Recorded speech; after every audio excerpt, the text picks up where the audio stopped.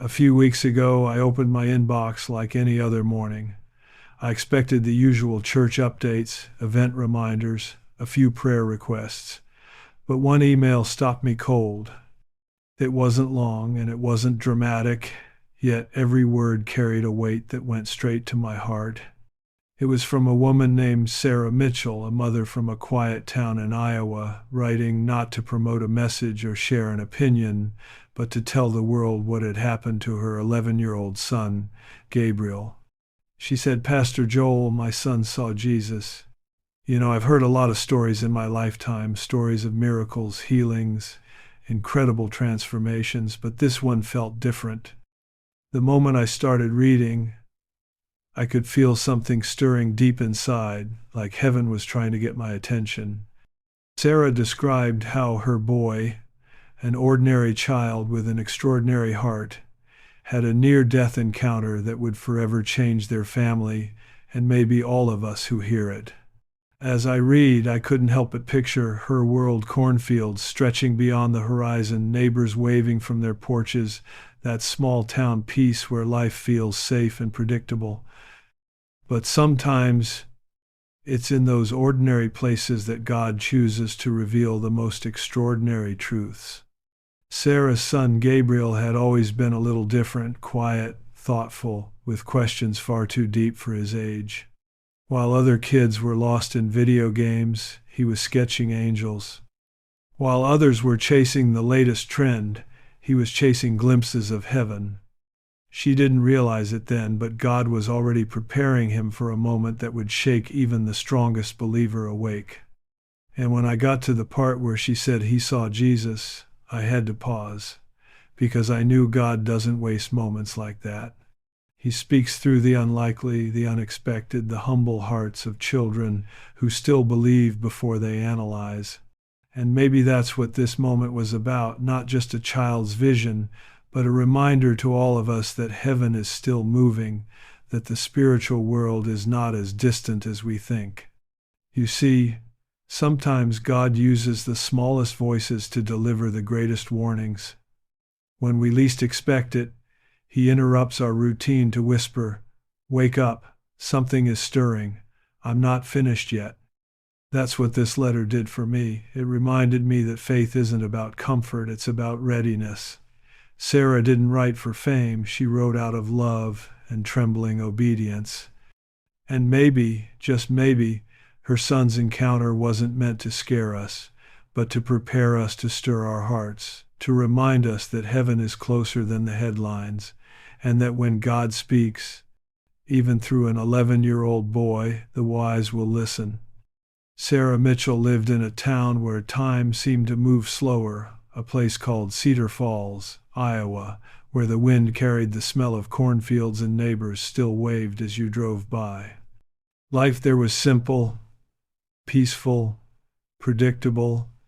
She and her husband David had built a quiet life, raising two sons, Marcus, 17, strong and grounded, and Gabriel, 11, tender-hearted and full of wonder.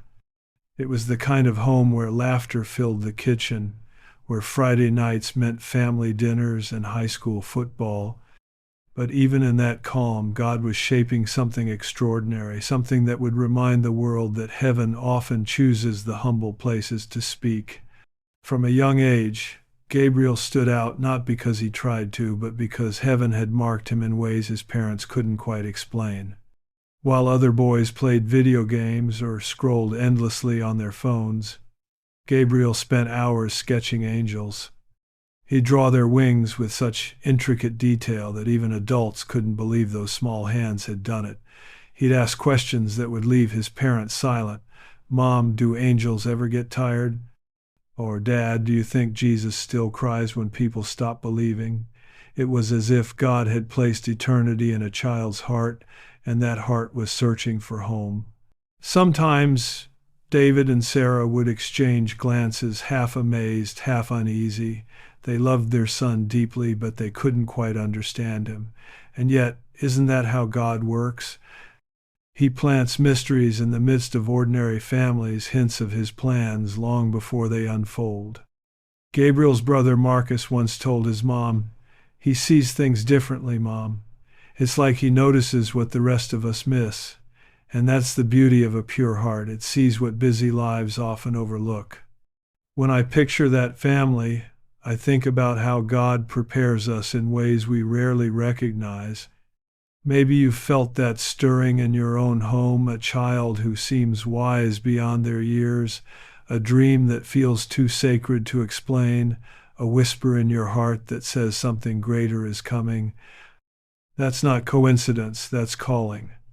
Before the world ever sees the miracle, God is already building it quietly in someone's living room in a small Iowa town through an 11-year-old boy with pencils and faith. Sarah didn't know it yet, but her peaceful little world was standing on the edge of eternity.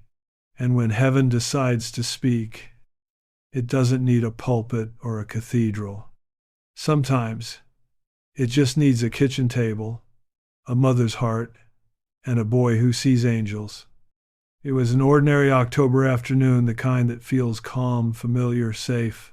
The leaves in Cedar Falls had turned golden, the air was crisp, and the sun stretched long shadows across quiet streets. Sarah's two boys, Marcus and Gabriel, decided to take their bikes out for a short ride to the park. It was nothing unusual, they'd done it dozens of times before. But isn't it something how life can change in a single moment? How one ordinary decision can open a doorway between heaven and earth? At 3:47 p.m., what should have been a carefree afternoon became the moment that would transform a family and eventually thousands who heard their story. Marcus, 17, was pedaling just ahead of his little brother when it happened. A delivery truck, whose driver had fallen asleep at the wheel, ran the red light. Marcus saw it all unfold in an instant, the screech of tires, the rush of metal, the sound that no older brother should ever have to hear. He shouted Gabriel's name, but there was no time to react. The truck struck his little brother's bike, sending Gabriel's small frame flying through the air before landing lifeless on the asphalt. In 1 second, laughter turned to chaos, and peace to heartbreak. When I imagine that scene, I think of how fragile life really is. How everything we hold dear, the plans, the moments, the routines, can be rewritten in an instant. But friend, I've also learned that sometimes what looks like an ending is actually the beginning of something divine. What looks like tragedy may be the setup for revelation. While Marcus was running toward his brother's motionless body, screaming for help, something far greater was happening beyond what eyes could see. Heaven was opening. God was moving in ways no human could comprehend. And I think about that often, how our most devastating moments can also be the very places where heaven breaks through. Sarah and David didn't know it yet, but their son's accident wasn't just an accident. It was an appointment. While doctors would later call it a miracle, heaven had another name for it, a message. You see, sometimes God allows interruptions so he can reveal eternity. That moment at 3:47 wasn't just the time of a tragedy, it was the minute heaven touched earth. It reminds us that no matter how sudden or painful the storm, God never loses control. And even in our darkest hour, when the world looks shattered, he's still writing a story, one that turns heartbreak into hope and pain into purpose. When Gabriel's small body lay lifeless on that street, something beyond this world began to unfold. While doctors and paramedics rushed to save him, Gabriel was already somewhere else, somewhere words can barely describe. He later told his mother that as soon as everything went dark, he felt no fear, no pain, not even confusion. Instead, there was warmth, like stepping into sunlight after a long, cold night. He said it felt like love had a shape, a presence, a heartbeat, and in that light all the noise of the world faded away until there was only peace. You see, that's what happens when the eternal touches. The temporary pain loses its voice, and love takes over. Gabriel said the light began to move, alive and full of color, brighter than anything he had ever seen, but never hurting his eyes. and out of that brilliance someone began to walk toward him. Before he could even think to ask who it was, his heart already knew. It was Jesus, but not the way we picture him in paintings or Sunday school stories. Gabriel said. His eyes were deeper than oceans, filled with a love so pure it made everything else disappear. He didn't have to ask questions, just being in that presence answered them all. Jesus smiled at him, and in that moment, every fear, every doubt, every question dissolved. The boy said, "It felt like he knew me, every thought, every mistake, every dream, and loved me anyway." Isn't that what grace is? To be fully known and still fully loved. Jesus knelt beside him and said, "Gabriel, I have something very important to show you, something the world needs to hear." I've thought about that moment so many times, how heaven chooses to reveal itself not to kings or scholars, but to a child. It reminds me that God doesn't need credentials to speak through someone. He needs a willing heart. And maybe that's why he chose an 11-year-old boy to remind us that faith isn't about status or age, but purity. When your heart is open, heaven can trust you with its secrets. Gabriel said that when Jesus spoke, his words weren't just heard, they were felt. Every syllable carried peace and power, as if love itself had a voice. In that moment, Gabriel wasn't just seeing heaven, he was becoming part of it. And I believe that's exactly how God works. He takes our greatest pain, our darkest hour, and transforms it into revelation. Gabriel's body may have been lying broken on a street in Iowa, but his spirit was standing in the very light of eternity, hearing the voice of the one who holds the world in his hands. Jesus took Gabriel by the hand, and in an instant the light around them began to shift. The boy found himself standing on what looked like a mountain top that touched the heavens. Below him stretched the entire world, cities glowing at night, people driving to work, families laughing around dinner tables. It was a beautiful sight, full of motion and life. But as Gabriel looked closer, his joy turned to sorrow. He began to notice something moving across the earth, something dark. It wasn't smoke or clouds, but shadows, thick, heavy, alive. They spread across nations, covering homes, churches, even hearts. "What are those dark places, Lord?" the boy asked. And Jesus, with deep sadness in his eyes, said, "That is the spiritual coldness covering my people in these final days." Gabriel watched as the light of faith dimmed in places that once burned brightly. He saw churches filled with people but empty of presence. He saw believers singing about God on Sunday but living like the world the rest of the week. And Jesus said, "Many who claim to know me have grown comfortable and careless. Their hearts have become hard. They hear my words but no longer listen. They speak my name but they do not seek my face." Those words pierced the young boy's heart, and they should pierce ours too, because the greatest danger isn't the darkness outside, it's the indifference within. I think about that sometimes, how easy it is to drift, how the noise of life, the pressures of work, the lure of success can make us spiritually sleepy. We don't turn away from God deliberately, we just stop paying attention. And before we know it, the warmth of faith becomes a memory. Jesus was showing Gabriel what happens when hearts grow lukewarm. Not cold enough to reject him, but not hot enough to love him. From that mountaintop, Gabriel saw people chasing careers, screens, and schedules, while eternity waited quietly at the door. And maybe that's why God allowed this vision, to remind us that we can't afford to live half awake. Heaven isn't calling for perfection, it's calling for passion, for hearts that burn again with the love of Christ. As Jesus looked at the earth, tears filled his eyes. "I gave my life for them," he said softly, "but many have forgotten me." Gabriel realized that this wasn't a vision of punishment, it was a vision of mercy. A chance for the world to wake up before it's too late. And I believe that's still God's message to us today. Don't let the light go out. Don't let your heart grow cold. Even in a world covered in shadows, your flame can still light the way home. As Gabriel stood beside Jesus on that mountain, the scene before him began to change. The dark clouds faded, and suddenly he was looking into the heavens themselves. There, stretching farther than his eyes could see, was a massive door made of light so radiant, so alive that it seemed to breathe. Golden beams poured from its opening, cascading down toward the earth like rivers of pure mercy. It was beautiful beyond imagination. But as Gabriel watched, he noticed something that made his heart tighten. The door was slowly, silently beginning to close. Jesus turned to him and said, "This is the door of grace, the doorway through which my mercy flows to the world. But the time for mercy is not endless, my child. The season of grace is drawing to a close." In that moment, Gabriel understood that what he was seeing wasn't just for him, it was a message for all of us. You see, every generation has its chance to turn back to God, to walk through that open door.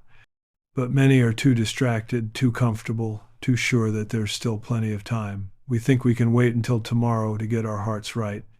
But Jesus was showing this child that tomorrow is not promised.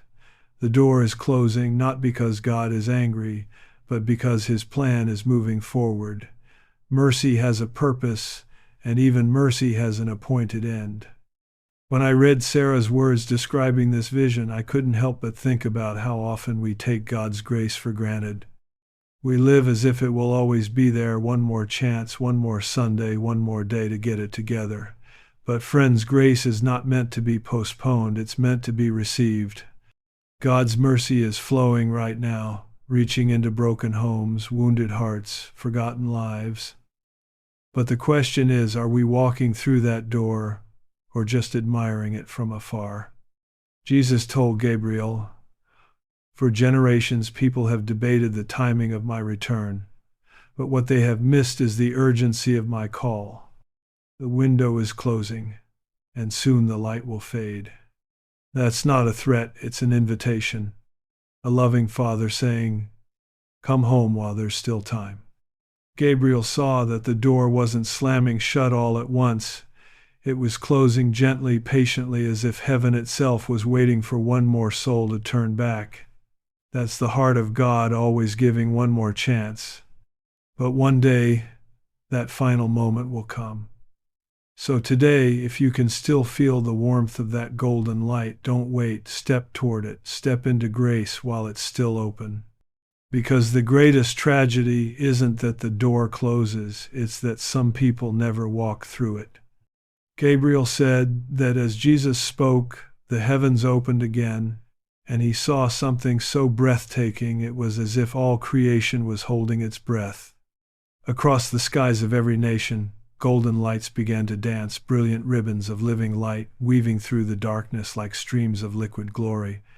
They weren't stars, and they weren't the northern lights. They were alive, pulsing with a divine rhythm, forming shapes and patterns that carried messages only heaven could write. Jesus looked at Gabriel and said, "These lights will appear for 3 days. To the world they will seem like a strange phenomenon, but to my children it will be the final call, the last awakening before the door of mercy begins to close." When I read that, I paused. I could almost see it, the sky lit up not with fireworks or science, but with the heartbeat of God. Can you imagine looking up one night and seeing gold lights move across the heavens, not random, not chaotic, but deliberate, like heaven speaking in color? Some people will look up and know exactly what it means. They'll feel it deep in their spirit, that whisper saying, "He's coming soon." Others will shrug it off, check their phones, and go back to scrolling. And that's the sobering truth. What awakens one soul can be invisible to another. Jesus told Gabriel that those lights would not just be a spectacle, they would be a dividing line. For 3 days, hearts around the world would be stirred, some to repentance, some to indifference. He said, "My faithful ones will recognize them as my call to readiness." The world will call them weather patterns or atmospheric displays, but my children will know their King is at the door. I think about that, and it reminds me of how God has always spoken through creation. A rainbow after the flood, a star over Bethlehem, light breaking through the darkness. Heaven has always used beauty to send a warning wrapped in wonder. And maybe that's what those 3 days are really about, not fear, but mercy. A last act of divine love, a light show from heaven saying, "Wake up, I'm giving you one more chance." It's not punishment, it's pursuit. You see, God never stops trying to reach his people. Even when the world grows cold, even when many stop listening, he still paints the sky to get our attention. Gabriel watched those golden lights shimmer and fade, and Jesus said, "When they disappear, the time of choosing begins." The door will start to close swiftly after that. I believe that's a message for us too. The lights may not be in the sky yet, but the invitation is already here. Heaven is calling. Be ready. Don't miss the moment when mercy shines. Because the light isn't just above us, it's calling from within, asking every heart the same question: will you look up when the heavens speak? As Gabriel stood there in that radiant light, Jesus looked into his eyes with such love and gravity that the child could barely breathe. The air itself seemed to pause. "Gabriel," he said, "the door of mercy I have shown you will begin to close at sunset on December 14th. 2025. Those words echoed through the heavens like the sound of eternity breaking into time. Jesus wasn't angry, and he wasn't trying to frighten him. His tone was tender, sorrowful, yet firm, like a father warning his children before the storm comes. "This is not the end itself," he continued, "but the beginning of the closing. From that moment, my spirit will start to withdraw, and only those whose hearts are awake will feel it." I remember reading those words from Sarah's letter and just sitting still for a long time. The date, December 14th, 2025, it wasn't about a prediction, it was about preparation. Jesus wasn't giving the world a calendar event, he was giving it a heart check. Because when heaven marks a moment, it's not to make us anxious, it's to make us alert. The question isn't when the door will close, but where our hearts will be when it does. I thought about how many of us live as if time is endless. We chase goals, chase money, chase meaning, but how often do we stop to ask, "Am I spiritually awake?" Gabriel saw what few ever glimpse, the reality that the Holy Spirit's presence, so constant and comforting, could one day begin to lift. Not because God stops loving, but because his plan is moving forward. Jesus told him, "Those who truly know me will feel it in their spirits. They'll sense an urgency, a holy desperation that will drive them to their knees." I believe that's already happening. Maybe you felt it too, that restlessness, that stirring that says something is shifting in the world. The news can't explain it, science can't measure it, but your spirit can feel it. That's the whisper of God saying, "Wake up, draw closer, don't waste another day." When Gabriel heard that word, he didn't feel hopeless, he felt called. That's the difference between fear and faith. Fear freezes you, faith prepares you. Jesus wasn't warning to condemn, he was inviting. "The door is still open," he told Gabriel, "but it's closing a little more each day." And maybe that's why this story still matters, because it reminds us that grace has a season and love has a limit only in time. So, as that date draws closer, maybe the question isn't about the clock in the sky, but the flame in our hearts. Is it burning brighter or quietly fading away? When Jesus spoke again, his voice was gentle but carried the weight of eternity. He looked at Gabriel and said, "My child, being ready for my return is not about how often you go to church, how eloquently you pray, or how much you give. It's about the condition of your heart." Those words hung in the air like sacred fire. Gabriel watched as the Lord showed him people all over the world, some standing in grand churches, others hidden in humble homes. Some spoke of God with confidence, while others simply lived his love quietly, day after day. And Jesus said, "The ones who are truly ready are not always the ones who look the part. They are the ones who love me more than the world. They are the ones whose hearts burn when they hear my name. That struck me deeply, because let's be honest, it's easy to get caught up in the appearance of faith. We can serve, sing, and post scriptures online, yet still have a heart that's drifting. Jesus was showing Gabriel the difference between performance and passion. He revealed pastors who preached powerfully but were fueled by pride, believers who built ministries but forgot intimacy, Christians who wore crosses but carried no compassion. Then he showed others people the world would never notice. An elderly woman praying in a quiet room, a construction worker sharing his lunch and his faith with a coworker, a young mother teaching her children about Jesus by the glow of a single lamp. And Jesus said, "These are my hidden jewels. The world may never know their names, but heaven knows their hearts." I think about that and wonder, what would Jesus find if he looked into our lives today? Would he see the shine of a heart that truly loves him, or just the surface polish of religion? It's not the titles, the buildings, or the spotlight that impress heaven. It's the heart that whispers, "Lord, I love you even when no one's watching." In a world obsessed with visibility, God still values sincerity. We might think our quiet acts of faith go unnoticed, but they echo louder in eternity than any public display ever could. True readiness isn't about trying harder, it's about loving deeper. It's when your heart longs for his presence more than applause, when obedience matters more than convenience, when prayer is no longer a duty but a daily breath. Jesus told Gabriel, "Those who truly love me are watching and waiting, not with fear but with joy. They live like I could return today." Maybe that's what faith really is, not a schedule we follow, but a flame we tend. Because when love is real, you don't have to tell the world you're ready. The world can see it glowing in your eyes. As the vision faded, Jesus placed his scarred hands gently on Gabriel's small shoulders and said, "My child, you must go back now. Tell them the hour is later than they think. The door is still open, but it's closing each day." His words were filled with love, yet carried an urgency that made the heavens tremble.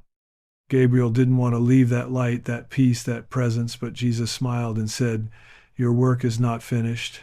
And with that, everything went dark. The next moment, Gabriel was falling through light, through sound, through the veil between eternity and earth. Then came the pain, the noise, the shouting voices. He was back in his broken little body on the cold street of Cedar Falls. Paramedics were shouting. His brother Marcus was crying. But heaven had already written the ending. 15 minutes after being pronounced dead, Gabriel took a breath. His eyes opened, and the first words out of his mouth were, "I saw Jesus. He showed me everything." Doctors called it impossible. His mother called it a miracle. But what Gabriel carried wasn't just survival, it was a message from eternity. His body healed faster than anyone could explain, but his spirit carried something deeper. There was a new fire in his eyes, a quiet wisdom that didn't belong to an 11-year-old boy. When Sarah asked him what he meant, Gabriel said, "Mom, he told me to tell the world to get ready. He said time is almost up." I think about that often, how God chooses the unexpected to carry his greatest messages. Not preachers with microphones, not prophets with followings, but children with pure hearts. Gabriel didn't come back to impress the world. He came back to awaken it. And maybe that's the lesson for us too, that God still speaks, still warns, still loves enough to interrupt our routines with his mercy. When I imagine that scene in the hospital, machines beeping, nurses rushing, a mother holding her breath, I can't help but picture Jesus standing quietly in the corner, smiling, because when God gives life back, it's never by accident, it's always with purpose. Gabriel's story isn't just about a boy who saw heaven, it's about a Savior who still reaches for us. Friend, maybe God's been whispering to your heart too. Maybe, like Gabriel, you've felt him saying, "Wake up, the hour is later than you think." You don't have to have all the answers, you just have to be willing. Because when heaven gives you a message, it's not to frighten, it's to prepare. And when grace gives you another chance, it's not just to live longer, but to live louder for the one who gave it all.